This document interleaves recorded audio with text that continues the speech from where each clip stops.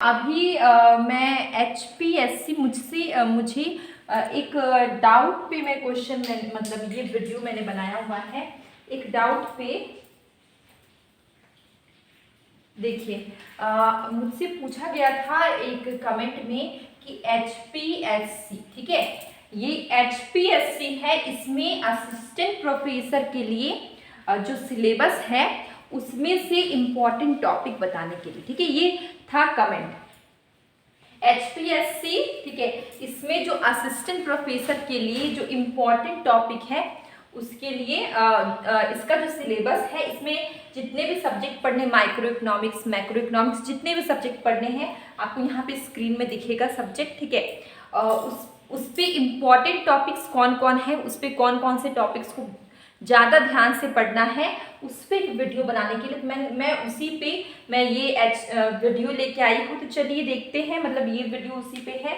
तो सबसे पहले हमें पढ़ना है माइक्रो इकोनॉमिक्स। यहाँ पे हमें माइक्रो इकोनॉमिक्स, मैक्रो इकोनॉमिक्स 11 से 12 यूनिट है हमें पढ़ना है, मतलब सब्जेक्ट हैं।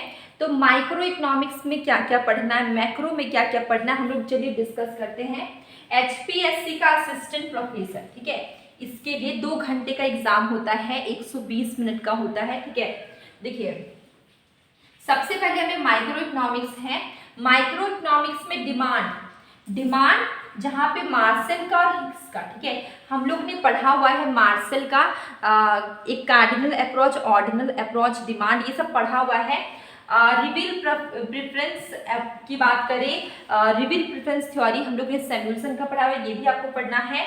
उसके बाद फिर प्रोडक्शन एंड कॉस्ट की बात करें, total cost, average cost, marginal cost, इसका कॉस्ट चैप्टर हम मतलब ये जो टॉपिक्स हैं माइक्रो इकोनॉमिक्स के लगभग में हम लोग ने सब कवर किया हुआ है, ठीक है। प्रोडक्शन एंड कॉस्ट में आपको पता है प्रोडक्शन फंक्शन हम लोग ने कितनी बार प्रोडक्शन पढ़ा है, कितनी बार कॉस्ट पढ़ा है, प्रोडक्शन और कॉस्ट आपको पढ़ना है। और यहाँ पे देखिए फॉर्म्स ऑफ मार्केट की बात करें, फॉर्म्स ऑफ मार्केट पढ़ना है। और फॉर्म्स ऑफ मार्केट के अंदर में perfect competition, monopoly, monopolistic, oligopoly, बहुत सारे मार्केट आते हैं, सबको आपको पढ़ना होगा। और उसमें उसके फीचर्स और प्राइस डिटर्मिनेशन, इक्विलिब्रियम कंडीशन, ये सब कुछ आपको कवर करना है, ठीक है। अब देखिए बॉमल, यहाँ पे देखिए different model of objective of the form, जैसे कि बॉमल का, मॉरिस का, विलियमसन का, ये सब नाम भी इम्पॉर्टेंट है, इनकी थ्योरीज हैं, इनके नाम हैं, ये भी इम्पॉर्टेंट। फैक्टर प्राइसिंग एनालिसिस, और देखिए यहाँ पे जनरल इक्विलिब्रियम प्राइस हम लोग ने पढ़ा हुआ है वॉलरस का, ठीक है, जनरल इक्विलिब्रियम प्राइस, इससे भी क्वेश्चन आपके आते हैं, ठीक है। तो ये हमारा माइक्रो इकोनॉमिक्स मैंने फटाफट कर दिया। और बोर्ड में हमारा लिखना पॉसिबल नहीं है, आपको यहाँ पे स्क्रीन पे पूरा सिलेबस दिखेगा, ठीक है। मैंने उसका एक यहाँ पे पिक्चर मैंने लगा दिया है, उसके अकॉर्डिंग में थोड़ा मैं बता देती हूँ आपको। अब मैक्रो में क्या क्या पढ़ना है, मैं थोड़ा हम लोग उसको देखते हैं। माइक्रो हमारा हो गया है, चलिए हम लोग मैक्रो देखते हैं। तो देखिए, अगर हम मैक्रो की बात करें, मैक्रो इकोनॉमिक में हमें डिटर्मिनेशन ऑफ आउटपुट एम्प्लॉयमेंट, ठीक है, डिटर्मिनेशन ऑफ आउटपुट एम्प्लॉयमेंट हम लोग ने किया हुआ है, आप एक बार सर्च करें मिल जाएगा। क्लासिकल अप्रोच और केन्जियन अप्रोच दोनों पढ़ना है। इसके बाद कंजम्पशन फंक्शन या आप कंजम्पशन हाइपोथेसिस बोलते हैं, ये पढ़ना है हमें। डिमांड फॉर मनी, ठीक है, डिमांड फॉर मनी बहुत सारे, अगर मेरे नोट्स अभी होते मैं बता देती। डिमांड फॉर मनी बहुत सारे, फिशर है, कैम्ब्रिज है, केन्जियन है, फ्रीडमैन है, इसके फॉर्मूले भी एग्जाम में आते हैं, पूछे जाते हैं। और इसका जो कंसेप्ट है, इसका फॉर्मूला से कभी कभी मैच दी फॉलोइंग भी बन जाता है, जैसे कि ये जो फिशर का जो इक्वेशन है, फिशर से बहुत सारे क्वेश्चन आते हैं, ठीक है। कैम्ब्रिज वर्जन और केन्जियन, फ्रीडमैन, सबका फॉर्मूला याद रखिएगा, किसने दिया है, कौन सा फॉर्मूला, ये याद रखना है आपको, ठीक है। Supply of money, determinant of money supply, ठीक है। देखिए, ये सप्लाई ऑफ मनी की बात करें, यहाँ पे M1, M2, M3, M4, ठीक है, इससे क्वेश्चन आते हैं, इसको आपको पढ़ना है, ठीक है। फिलिप्स कर्व से क्वेश्चन आते हैं। और बिजनेस साइकिल, लेकिन नाम भी इंपॉर्टेंट होते हैं, जैसे सैमुअल्सन, हिग्स, काल्डर, सबका बिजनेस साइकिल में थ्योरी है, तो ये थ्योरी को आप ध्यान से पढ़िएगा। और हाँ, मंडल फ्लेमिंग को पढ़िएगा। और इसके अलावा आपको मॉनेटरी और फिस्कल पॉलिसी पढ़ना है, ठीक है, इससे क्वेश्चन आते हैं। ये हमारा मैक्रो हो गया है। इसके बाद डेवलपमेंट एंड प्लानिंग की बात करें तो डेवलपमेंट एंड प्लानिंग में इकोनॉमिक ग्रोथ, इकोनॉमिक डेवलपमेंट आपको यहाँ पे स्क्रीन पे दिखेगा, ठीक है। Economic growth, economic development, sustainable. देखिए एक बार सस्टेनेबल डेवलपमेंट से क्वेश्चन आता है, इंपॉर्टेंट है sustainable development. Vicious circle of poverty important है, विशियस सर्कल ऑफ पॉवर्टी जरूर पढ़िएगा। और ठीक है, मैं देखती हूँ HDI बहुत इंपॉर्टेंट है, HDI जरूर पढ़े। इंडिकेटर्स ऑफ HDI, ठीक है, ह्यूमन डेवलपमेंट इंडेक्स है हमारे, इसके क्या क्या इंडिकेटर्स होते हैं। ये है हेरोड डॉमर मॉडल, पढ़िएगा ठीक से, क्योंकि मैं यहाँ पे देखती हूँ। इसके बाद है आपका कार्ल्डर का थ्योरी, ठीक है, थ्योरी ग्रोथ एंड डेवलपमेंट की बात करें, ग्रोथ एंड डेवलपमेंट में जॉन रॉबिन्सन मॉडल ऑफ एक जॉन रॉबिन्सन का मॉडल है, एक कार्ल्डर मॉडल है, ठीक है, इसको पढ़िएगा। Hicks and Harrod learning by doing, Arrow ने दिया हुआ है, ये आता है आपका एग्जाम में, किसने दिया हुआ ये भी इंपॉर्टेंट है। इसके बाद प्रोडक्शन फंक्शन अप्रोच, ठीक है, देखिए एंडोजीनियस ग्रोथ, इससे क्वेश्चन आता है, एंडोजीनियस ग्रोथ से भी आता है, लर्निंग बाय डूइंग से भी आता है। कार्ल्डर मॉडल, जॉन रॉबिन्सन का जो ये मॉडल ऑफ ग्रोथ है उससे क्वेश्चंस आते हैं। इसके बाद रुकिए मैं बताती हूँ, इसके बाद है हेरोड-डॉमर मॉडल, बहुत इंपॉर्टेंट है। शूम्पीटर का इनोवेशन थ्योरी जरूर पढ़ेंगे, ठीक है, यहाँ पे सिर्फ शूम्पीटर लिखा हुआ था, इनोवेशन थ्योरी उसका जरूर पढ़ेंगे। कार्ल मार्क्स की थ्योरी, ठीक है, थ्योरी ऑफ कार्ल मार्क्स। और सोलो मॉडल करिएगा, ठीक है, हेरोड-डॉमर मॉडल के बाद सोलो मॉडल आया था, सोलो मॉडल करिएगा। फेरेनिस मॉडल, देखिए यहाँ पे क्या है, आपको क्या क्या करना है, फे मॉडल करना है और लेविस मॉडल करना है, ठीक है, फेरेनिस करना है और इसके बाद लेविस मॉडल ऑफ डेवलपमेंट, ठीक है, लेविस मॉडल ऑफ डेवलपमेंट आपको करना है। और क्रिटिकल मिनिमम एफर्ट पढ़िएगा, बिग पुश थ्योरी, ठीक है, बिग पुश थ्योरी इंपॉर्टेंट है। देखिए कभी कभी क्या होता है ना कि हमें एग्जाम में क्या होता है कि हमें थ्योरीज होती है और उसको किसने दिया हुआ है वो क्वेश्चन आ जाता है, ठीक है, तो हमें क्या करना है कि कौन सी थ्योरी किसने दिया है वो भी हमें याद रखना है। बिग पुश थ्योरी किसने दिया, रोसेंटीन रूडान ने दिया हुआ है। बैलेंस ग्रोथ थ्योरी याद पढ़िएगा, क्रिटिकल मिनिमम एफर्ट और अनलिमिटेड सप्लाई है, सप्लाई ऑफ लेबर, ठीक है, अनबैलेंस ग्रोथ हो गया। और इक्विलिब्रियम टैप है, लो इनकम, एक नेल्सन का एक थ्योरी था, ठीक है, वो भी आपको पढ़ना है, लो इनकम इक्विलिब्रियम ट्रैप, ठीक है, ये आपको पढ़ना है। इसके बाद देखते हैं इसके आगे, थोड़ा सिलेबस काफी बड़ा है इसका, indicators and measurement of poverty, poverty पढ़ना है आपको यहाँ पे। और इसके बाद पॉवर्टी और इसके आगे हमारा हो गया कंप्लीट, यहाँ तक हो गया, ठीक है। अब हम लोग करते हैं पब्लिक फाइनेंस, ठीक है, फोर्थ यूनिट हमारा पब्लिक फाइनेंस है। तो पब्लिक फाइनेंस में हमें पढ़ना है public good, private good, merit good, ये सब आपको पढ़ना है, ठीक है, सारे जितने भी गुड होते हैं। उसके बाद आपको हमारा इन्वर्टर का भी चार्ज खत्म है और हमारे यहाँ पे 24 घंटे से लाइट नहीं है, तो थोड़ा इसलिए मैं बार बार हमारे इन्वर्टर आवाज़ कर रहा है, कभी भी धोखा दे सकता है हमारा इन्वर्टर। तो ये देखिए जीरो बेस्ड बजट, इससे क्वेश्चन एक क्वेश्चन हमेशा आता है, ठीक है, जीरो बेस्ड बजट से। और काइंड्स ऑफ बजट, ये जो है ना, ये डिफरेंट काइंड्स ऑफ बजट, ये जो डेफिसिट है, यूनियन बजट, ये सब इम्पॉर्टेंट है। इसके अलावा मैं बोल रही हूँ यहाँ पे पब्लिक गुड, प्राइवेट गुड और मेरिट गुड, इसको पढ़िएगा। टैक्स बर्डन, इंसिडेंस और इफेक्ट ऑफ टैक्सेशन, ठीक है, ये सब इम्पॉर्टेंट है। टैक्स बर्डन, ये different approach to the division of tax, tax को कितने पार्ट में डिवाइड किया गया है। टैक्स बर्डन क्या है, इंसिडेंस और इफेक्ट ऑफ, इंसिडेंस से और इम्पैक्ट से क्वेश्चन आता है, ठीक है। इसके अलावा इंसिडेंस और इफेक्ट से क्वेश्चन आता है, बायोन्सी से क्वेश्चन आता है, इलास्टिसिटी इन बायोन्सी से क्वेश्चन आता है, टैक्सेबल कैपेसिटी से आता है। और यहाँ पे इसके बाद मैं देखती हूँ फिस्कल पॉलिसी है, पब्लिक डेथ, ठीक है, पब्लिक डेथ ये पढ़िएगा। और फिस्कल रिफॉर्म्स इन इंडिया, ठीक है, फिस्कल रिफॉर्म्स इन इंडिया पढ़िएगा।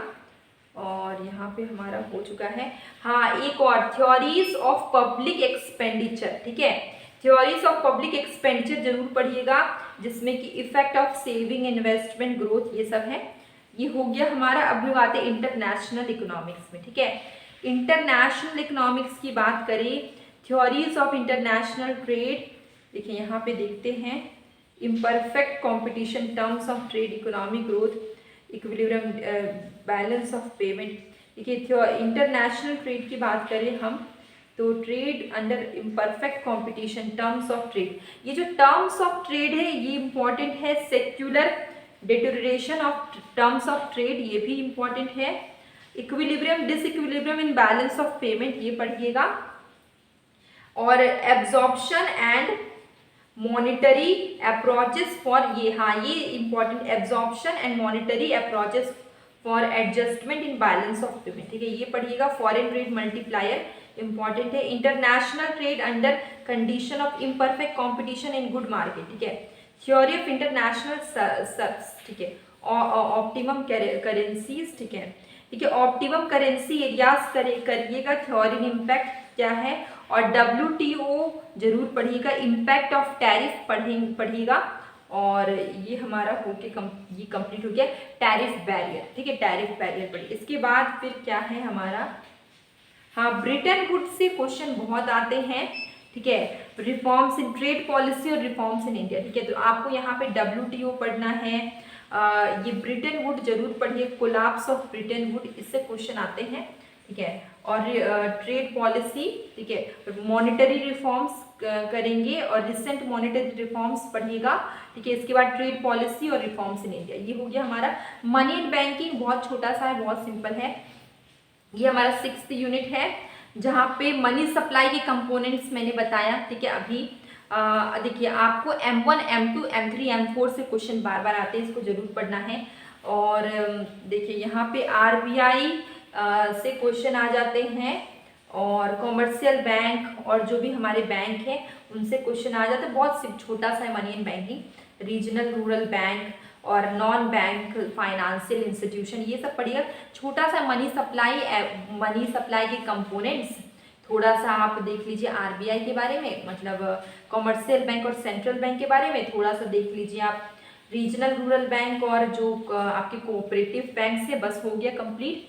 इंडियन इकोनॉमी की बात करें, इंडियन इकोनॉमी की तो मैं यहाँ पे बताती हूँ। इंडियन इकोनॉमी की बात करें, बेसिक इकोनॉमिक इंडिकेटर, देखिए यहाँ पे नेशनल इनकम, ठीक है, नेशनल इनकम करना है। परफॉर्मेंस ऑफ, देखिए इंडियन इकोनॉमी में देखते हैं performance of different sector trend, ठीक है, इन प्राइस एंड मनी, अलग अलग सेक्टर का क्या ट्रेंड चल रहा है, क्या कितना कंट्रीब्यूशन है मनी सप्लाई में, उनके प्राइजेस क्या है, जैसे कि agriculture, institutional technological aspect, new agricultural policy, industry, new industrial policy and liberalization, money, देखिए मनी एंड बैंकिंग कंसेप्ट यहाँ पे भी पढ़ना है। इन्फ्लेशन, इंडियन इकोनॉमी में भी मॉनेटरी पॉलिसी, फाइनेंशियल सेक्टर में क्या रिफॉर्म आया, ये इंपॉर्टेंट है, ठीक है। पब्लिक फाइनेंस, यहाँ पे पब्लिक डेट, ठीक है, पब्लिक डेट, यूनियन बजट का क्या एनालिसिस है इसमें, फॉरेन ट्रेड, ठीक है, हो गया। पॉवर्टी, अनएम्प्लॉयमेंट, माइग्रेशन, ये तीनों इंपॉर्टेंट, ठीक है, इसको पढ़िए, पॉवर्टी क्या, अनएम्प्लॉयमेंट क्या, माइग्रेशन, ठीक है, ये हमारा हो गया है।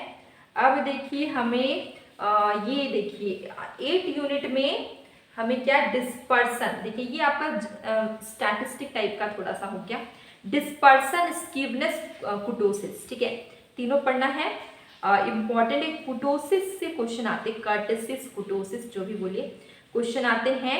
बाइनोमियल, हाँ ये जो क्या है यहाँ पे, नॉर्मल डिस्ट्रीब्यूशन से बहुत क्वेश्चन है, बाइनोमियल से भी, पॉइजन से भी, इसको क्या बोलते हैं, जो भी बोलते हैं आप सही प्रोनाउंस करिएगा। सिंपल रिग्रेशन एनालिसिस के क्वेश्चन बनते हैं बहुत ही, और इम्पॉर्टेंट है।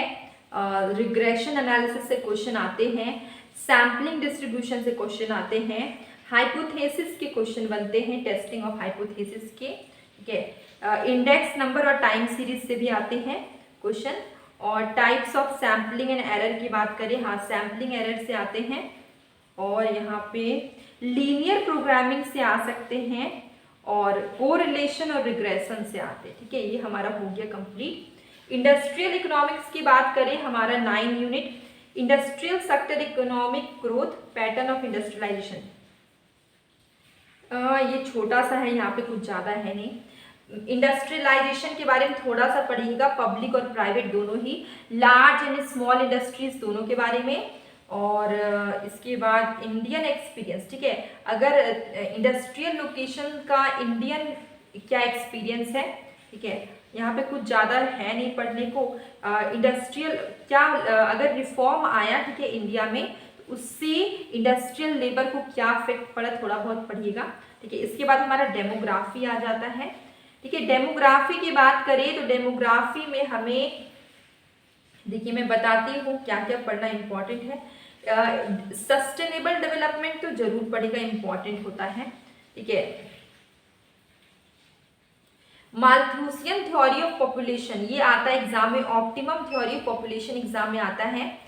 थ्योरी ऑफ डेमोग्राफिक ट्रांजिशन से भी क्वेश्चन आते हैं। Limit to growth, ultimate resource. ठीक है, ये हो गया डेमोग्राफी में। यहाँ पे क्या है, measurement of population, age pyramid, age pyramid के एक क्वेश्चन मैंने सॉल्व किया था। ठीक है, ये हो गया poverty in India, relative and poverty absolute. ये देखिए पॉवर्टी इन इंडिया, रिलेटिव और एब्सोल्यूट इंपॉर्टेंट है, जरूर पढ़िएगा। इसके बाद देखिए यहाँ पे इन्वायरमेंट डिग्रेडेशन। ठीक है, यहाँ पे एक क्वेश्चन है, relation between population poverty and environment degradation, ये कर लीजिएगा। और हो गया हमारा, ये सब हो चुका है। Malthusian theory, optimum theory of population, ये सब आप जरूर करिएगा, इससे क्वेश्चन आते हैं। लाइफ टेबल से क्वेश्चन आता है आपका। कंसेप्ट ऑफ डेमोग्राफी में टोटल फर्टिलिटी रेट, ये जो नेट रिप्रोडक्शन रेट है, एज पिरामिड है, पॉपुलेशन, ये एज पिरामिड हो गया, ये सब इम्पॉर्टेंट है। ठीक है, ये हमारा हो गया। अब एग्रीकल्चर की बात करें, role of agriculture in Indian economy, क्या रोल है, ज़्यादा बड़ा नहीं पढ़ना है आपको। लैंड रिफॉर्म, ग्रीन रिवॉल्यूशन बहुत इंपॉर्टेंट है, जरूर पढ़िएगा। अब देखिए क्या क्या एग्रीकल्चर का कितना शेयर होता है इंडियन इकोनॉमी में। ठीक है, इंडस्ट्री का कितना होता है, ये आप जरूर पढ़िए। Land reform, green revolution important है, और input shift in production function. और इसके बाद यहाँ पे regional disparities in Indian agriculture, current data agriculture में पढ़िएगा। यहाँ पे क्या है, रीजनल डिस्पार्टीज, क्या डिस्पार्टीज है इंडियन एग्रीकल्चर में। इसके अलावा स्ट्रैटेजी, क्या है स्ट्रैटेजी, देखिए यहाँ पे ये पढ़िएगा। Saving asset and credit, strategy for rural development, ये पढ़िएगा। Cooperative movement in India, organization structure and development of different types of cooperative in India. तो ये हमारा हो गया है, ज़्यादा कुछ नहीं पढ़ना है। यहाँ पे देखिए आपको strategy for rural development, regional disparities in Indian agriculture, ये कर लीजिएगा। और यहाँ पे क्या role of agriculture in Indian economy, share of agriculture, inter relationship between agriculture industry, ये कर लीजिएगा। हो गया हमारा पूरा 11 यूनिट हम लोगों ने कर लिया है, और ये हमारा सिलेबस डिस्कशन था। और HPSC का तो आप एग्ज़ाम में जाएंगे तो आपको वैसे तो पढ़ना बहुत कुछ है, सिलेबस बहुत बड़ा है, तैयारी बहुत सारी करनी है, क्वेश्चन भी बहुत प्रैक्टिस करना है। प्रीवियस ईयर के क्वेश्चन पेपर भी प्रैक्टिस करिए। कंसेप्ट के अलावा क्वेश्चन भी करना है, कंसेप्ट भी इम्पॉर्टेंट है। कंसेप्ट आपको पता होगा तभी आप क्वेश्चन सॉल्व कर पाएंगे, तो कंसेप्ट भी पढ़े। और हमारा इन्वर्टर ज़्यादा टाइम नहीं चलने वाला है, बार बार आवाज़ कर रहा है। तो अब मैं आपसे कल मिलती हूँ, डेली शॉर्ट वीडियो में क्वेश्चन पूछती हूँ, शॉर्ट कंसेप्ट भी करवाती हूँ, आप उससे भी देखिए, आपको काफ़ी हेल्प होगी। हम लोग मिलेंगे कल एक न्यू वीडियो।